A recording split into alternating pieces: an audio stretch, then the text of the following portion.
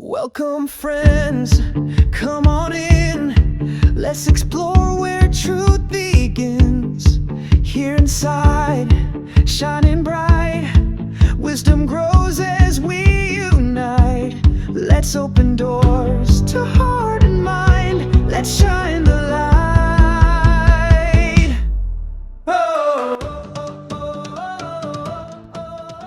Hi, this is Susan Pitcairn and Richard Pitcairn. welcome to our show, Open Doors, where together we explore the mysteries of life and what it is to live in freedom.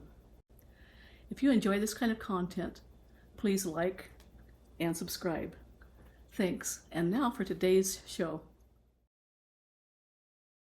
So we were just talking about creating self-images and about our conditioning and so forth, and you were sharing an insight that you had about, once you see that, that gives you some choices. Could you say a little bit more about that? Yes, I would say first the reason we brought up the topic of self-image was the commonality for everybody, regardless of their position and their beliefs, is that they have formed a self-image of themselves. That's how we're trained as children, to develop an identity. The issue is that identity that we form, we think then that that's what we are, and we become very defensive of it. Mm-hmm. We don't want it to be attacked. We don't want it to be questioned. And that identity includes our beliefs and the other attitudes we've accumulated. It could be like religious beliefs, but it could also just be political or whatever. Yeah. And we think that's what we are, and we need to defend it and keep it safe. And then associated with that, as we've talked about, is fear that self-image may be hurt or destroyed in some way. And it can even be a positive self-image, I would Positive. say. We right. think of ourselves as a very spiritual beings, Uh-huh. as very enlightened. It doesn't matter what the form is. The thing to see, the insight, is that we have formed a self-image which is not what we are. Yeah, or it could just be a belief about what we are. We could even say, I am a child of God. I am my higher self, and that kind of stuff, and be kind of proud of it.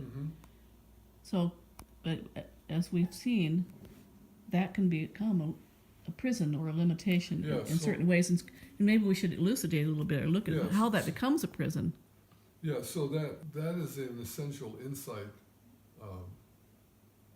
beyond discussing different views and different attitudes and trying to convince people of different ways of seeing things, is to understand that we're all acting from a self-image. Well, once you have that insight and you see it, and by insight, what I mean is not an intellectual concept, but an actual seeing of it. Seeing in your consciousness, watch yourself form the image and watch your feelings come up, defending yourself when somebody says something, watching the constant chatter as people talk to justify your image and correct them in your mind.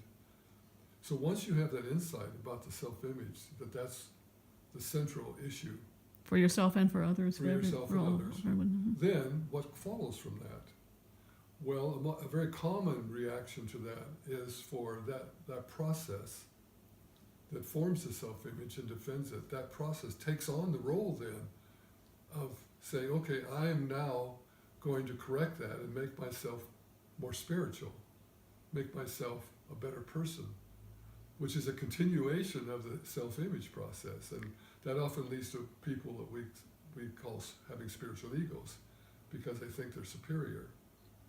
The other preferred alternative is, once you have that insight about the self-image forming in yourself, is to relax from doing it. Seeing how the self-image is formed and how it limits you and how it causes conflict, because now other people have different self-images. It doesn't mean it ends. You can be seeing someone or in a discussion and still these same responses come up. But what's different is you're no longer paying attention to the responses. If you can put it in terms of that, what you are is a field of awareness. And usually when these reactions come up, you turn your awareness, so to speak, and give attention to the, oh, I'm hurt, or I think this is the right way to do it. In other words, you engage in the feeling and you engage in the thought, as opposed to what I'm saying, relaxing from it, is those feelings and those thoughts come up, but you don't pay any attention to it. You don't give it special importance. You don't give it any special importance, and you just simply ignore it. Yeah. Now, when that happens, you enter a state where you're not defending a self-image, and you're not in the process of maintaining it, and your mind becomes more empty and more quiet. Mm-hmm. And actually, it's quite peaceful. Mm-hmm. But very often the fear that comes up in people is that they now become meaningless. Mm-hmm. They now become empty. And Nobody. They become nobody. You know. Yeah, and they're Purpose not solving lacking in purpose. Perhaps, lacking in purpose, not solving world problems, not contributing. And what I'm suggesting is that state of withdrawing from the self-image process and relaxing is a state of opening yourself to wholeness or God acting through you. That's our purpose. That what we actually are is not the self-image. What we actually are is life living us, God living us. It could well be that the person continues on as an artist or writes a book or something, but the difference will be how can I put it, the process or the state of mind, the usual process of the self-image, deciding what to do, evaluating themselves, comparing themselves to others, all of that is dropped. Mm-hmm. And if there is an impulse, say, to do art, the impulse comes through in a clean, pure way without a screen. Mm-hmm. Does that make sense? Yes. Yeah, I've noticed, like, for example, with the example of doing art, and these are some of my paintings here, that,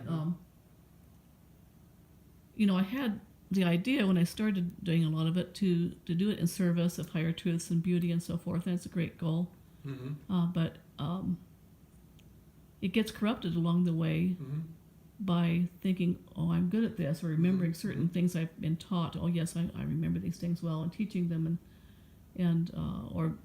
or maybe feeling hurt that I wasn't acknowledged or whatever in a gallery or a show or something, or I thought as much as I thought my work should have been, and so then all that interferes with the actual pure expression of the beauty. Yes, exactly. So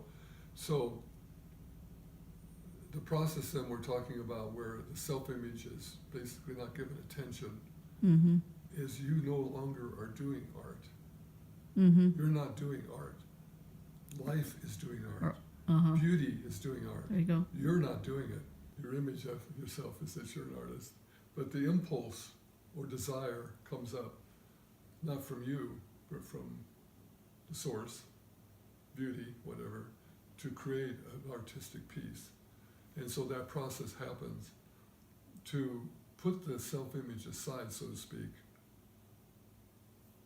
or I don't mean to actually put it aside, but to be in this different state, that as you're doing your art, thoughts and images and feelings will come up as usual, particularly early on, because that's your conditioning.